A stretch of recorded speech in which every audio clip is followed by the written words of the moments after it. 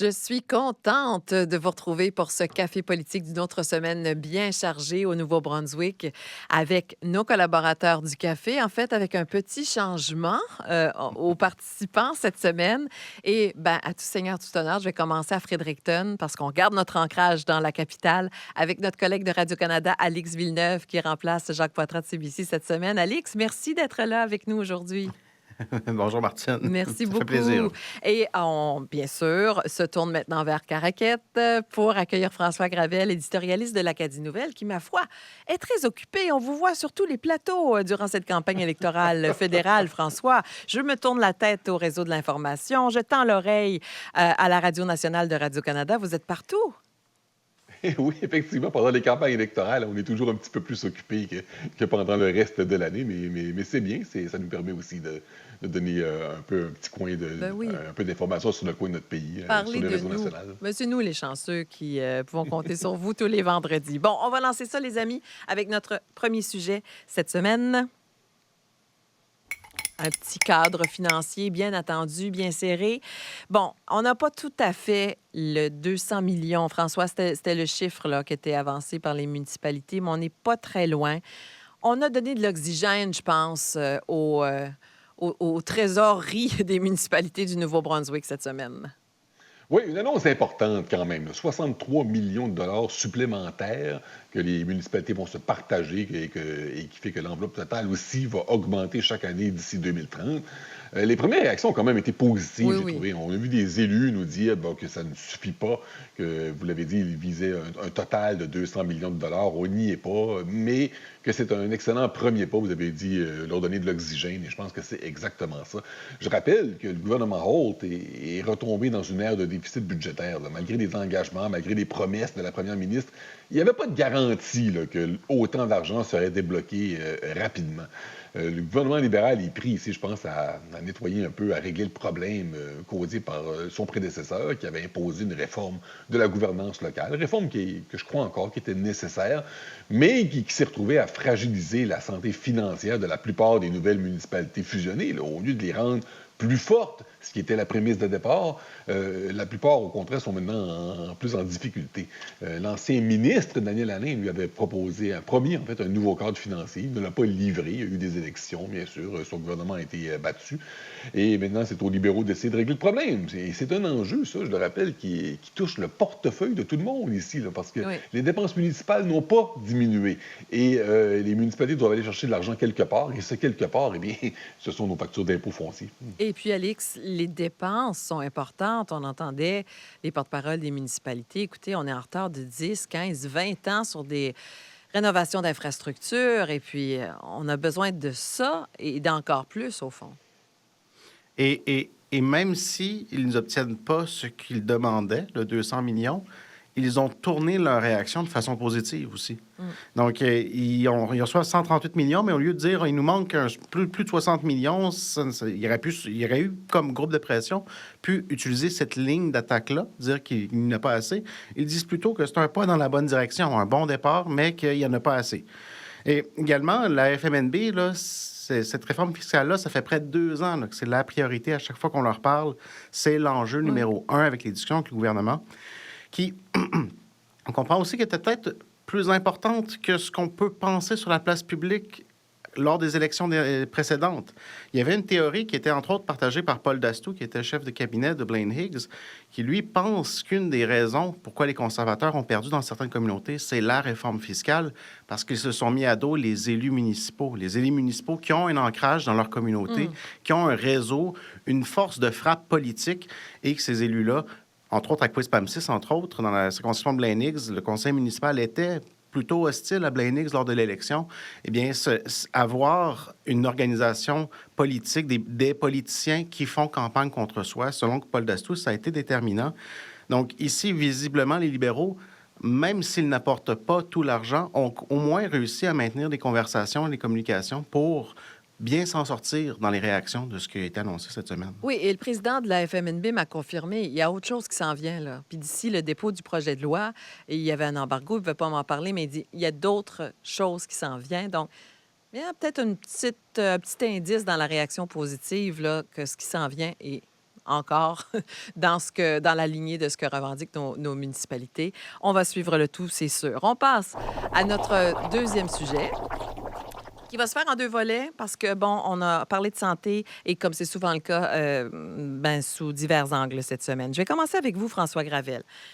C'est pas d'hier qu'on revendique le maintien des services dans les plus petits hôpitaux du Nouveau-Brunswick. On attendait de voir ce qu'on allait annoncer à Stella Maris parce qu'on arrivait à terme de cet échéancier là, de 4 à 6 semaines là, pour la fermeture la nuit pendant 3 jours, si ma mémoire me sert bien, de l'urgence. Là, on apprend qu'à Grand-Sault, on ralentit les services à l'urgence.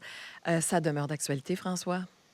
Oui, on a parlé beaucoup de Stella Maris parce qu'il y avait cette date-là limite qui s'en venait par rapport à la fermeture de l'urgence, c'était censé prendre fin ces jours-ci, et ça a finalement été repoussé de 3 autres semaines. Oui. Je ne sais pas si Vitalité prévoit vraiment dans 3 semaines réussir à mettre fin à cette fermeture-là, ou encore si on ne fait que passer d'une échéance à l'autre. On rappelle que Vitalité avait annoncé la fermeture temporaire de lits de soins aigus à Stella Maris. C'était en janvier de l'année dernière. Alors, la définition du mot temporaire chez Vitalité ressemble de plus en plus à la définition du mot permanent. Là. Ça fait plus d'1 an et c'est toujours pas réglé dans ce cas-ci. Alors, au moins pour Vitalité, dans le cas de l'urgence, on parle en termes de semaines encore, là, alors que je rappelle que, par exemple, à Camelton, le service d'obstétrique, on parle maintenant d'un horizon de 10 ans. Là. Une promesse que je doute qui sera fortement tenue.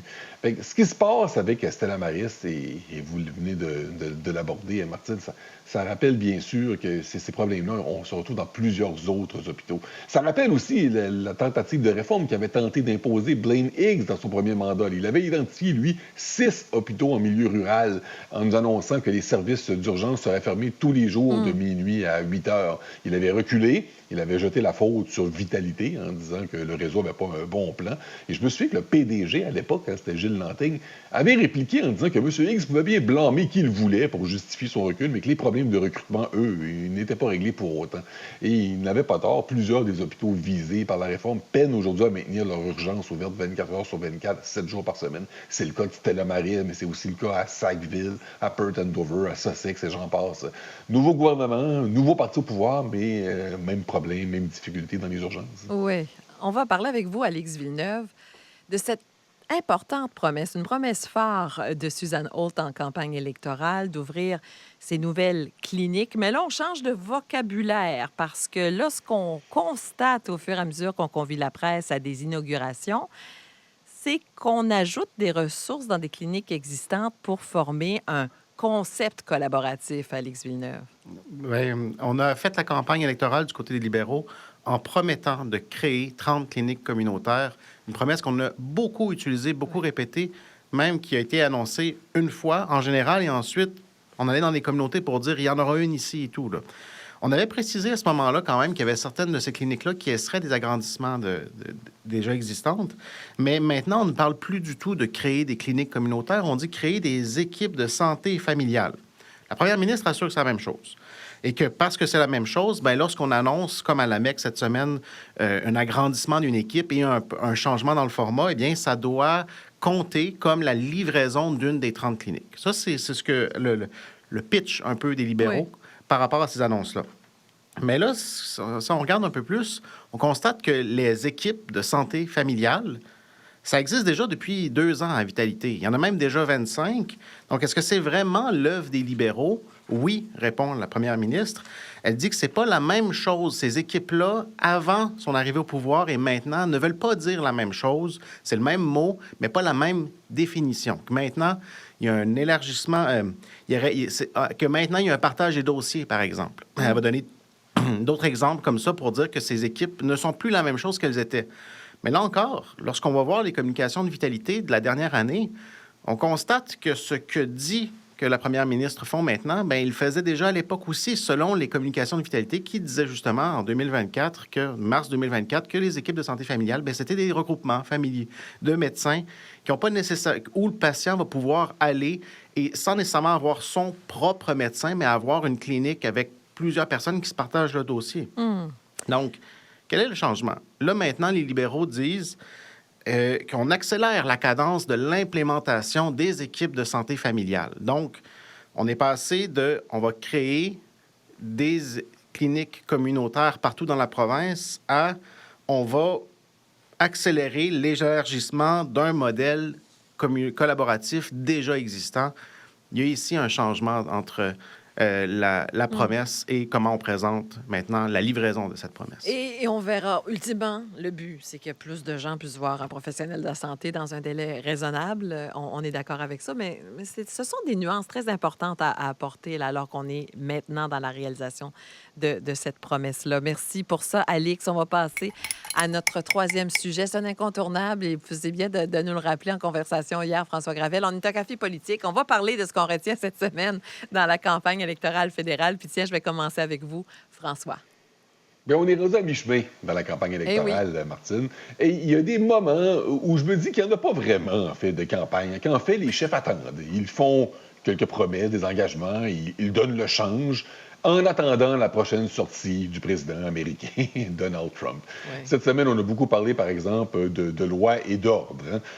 Pierre Poilievre a promis une loi, comme on retrouve aux États-Unis, là, 3 prises et vous êtes retiré. Là. Si vous êtes coupable une 3e fois d'un certain type de crime, vous êtes condamné à une sentence ferme très sévère. Alors que Mark Carney, de son côté, a fait des engagements en ce sens aussi. Lui, il promet de resserrer le contrôle des armes à feu, des lois aussi contre le trafic de fentanyl, des êtres humains, pour interdire ou de bloquer l'accès aussi à un lieu de culte ou à une école, d'interdire ce genre d'action. Mm-hmm. Mais on a l'impression que tout ça va être oublié aussitôt que le président Trump va se fâcher dans son bureau ovale, qu'il va annoncer de nouveaux droits de douane, peut-être sur le bois d'œuvre au Nouveau-Brunswick, ou encore des contre-tarifs punitifs pour répliquer aux contre-tarifs du Canada concernant les tarifs sur l'aluminium, l'acier, le secteur automobile. Et quand ça va arriver, eh bien, la guerre commerciale, Trump va prendre à nouveau toute la place et tout le reste va disparaître de l'actualité politique et électorale. Ça n'aide pas non plus que 2 des 3 chefs principaux de parti, Mark Carney et le néo-démocrate Jack Mincing, viennent peu en Atlantique et ne sont même pas venus du tout au Nouveau-Brunswick depuis le début de la campagne électorale. Je sens par contre qu'il va peut-être se passer des choses dans la prochaine semaine. Ah, nous verrons bien. Alix, sur la campagne fédérale. Bien, ça a quand même, si on regarde au niveau des sondages, Martine, ça n'a quand même pas bougé. Hein? Ce qui est plutôt surprenant, alors que c'était très volatile cet hiver. Le début des dernières semaines était très mouvementé. Pourtant, il y a encore un consensus du côté des sondages avec l'avance des libéraux à l'échelle nationale qui ne semble pas bouger. Mais moi, je disais en début de la campagne électorale, je crois que la semaine qui s'en vient, c'est la plus importante de toute la campagne. Oui, il y a les débats, mais c'est pas ça le plus important. L'idée que j'ai derrière ça, c'est Pâques. Il y a Pâques dans une semaine et quelques jours. Donc, on s'entend, il va probablement parler de politique autour du coco de Pâques. Là. Donc, c'est donc dire que dans plusieurs familles, dans une semaine et quelques jours, on va se réunir en caucus. Il va y avoir genre une discussion où il va y avoir des échanges et il peut y avoir ici du mouvement. Et si on regarde, il y a un phénomène qui est observé dans plusieurs campagnes électorales devant des électorats volatiles, c'est les momentum de fin de campagne qui sont les plus déterminants, qui accélèrent des tendances à des proportions, des fois, très surprenantes. Si on regarde la vague orange au Québec en 2011, c'était un momentum de fin de campagne. La victoire libérale 2015 fédérale, c'était aussi un momentum de fin de campagne. Des gens vont voir la victoire de la CAQ à Québec en 2018 comme un momentum de fin de campagne. Je me demande même si en Nouveau-Brunswick, on n'a pas observé ce phénomène-là dans la région de Saint-Jean avec un momentum déterminant dans les derniers jours. Donc, si on veut atteindre ce momentum-là, qui va, selon moi, partir de Pâques et s'étendre jusqu'au jour du vote, qui va être en moins d'une semaine, en fait, même le vote par anticipation commence pendant Pâques, bien, il faut que l'avion décolle la semaine prochaine. Intéressante analyse. Ouais, on verra ce que la semaine prochaine nous réserve. Mais là, on va aller à vos cafés. Et comme vous n'êtes pas là souvent, Alix, membre honoraire du Café politique, allez-y, de vos cafés pour cette semaine.